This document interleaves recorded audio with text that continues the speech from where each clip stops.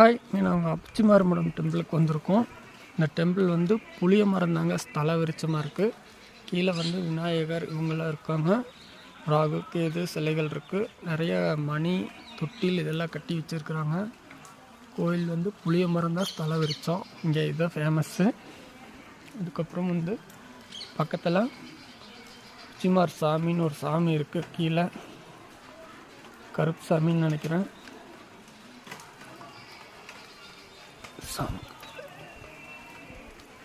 நெல் காணிக்கையாக படைச்சிருக்காங்க. அதுக்கப்புறம் இங்கே அன்னதான கூடங்கள் இருக்குது. அன்னதானம் வந்து சமைச்சு போட்டிருக்காங்க. இங்கே வந்து சிலைகள் இருக்குது. முருகர் சிலை, விநாயகர் சிலை, இந்த மாதிரி சிலைகள்லாம் இருக்குது.